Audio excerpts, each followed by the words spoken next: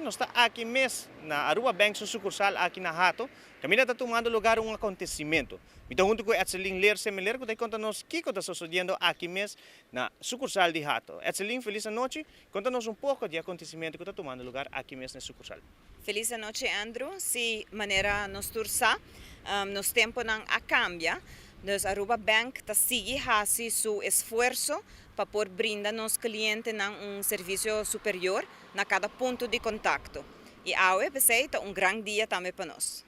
Awe, orgulhosamente, nos introduzimos facilidade de self-service novo e moderno, de linha com os conceitos de Fast and Easy Banking. Nos facilidade de drive-thru center novo situado aqui no sucursal de Hato.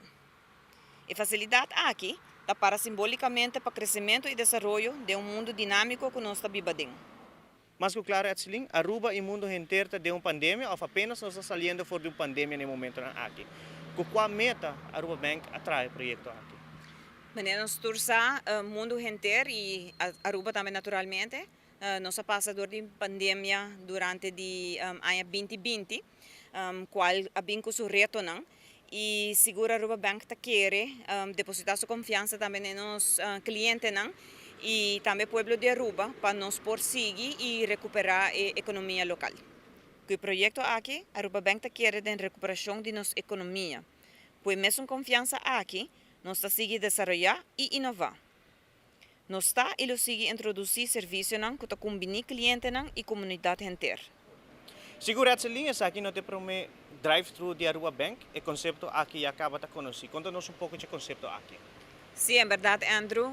Nos primeira localidade de drive-thru center, nós introduzimos na ano 2015, na nossa localidade na Paradeira. E, é verdade, a acolhida com o cliente estava enormemente, o cliente está sumamente contente com o serviço aqui.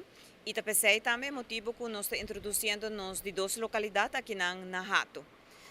Especialmente durante a pandemia, cliente a demonstrar que a acolhida de drive-thru center está combinando e pensei mesmo é motivo que nós seguimos expandir o serviço de drive-thru. Etzelin, conta-nos pouco mais de serviço que está dando facilidade aqui mesmo na Hato. Nos Hato Drive-thru Center está oferece 3 ATM, nós temos também 2 Smart Deposit Machine e Night Depository. Tem uma variedade de serviços que você ganha na machine aqui.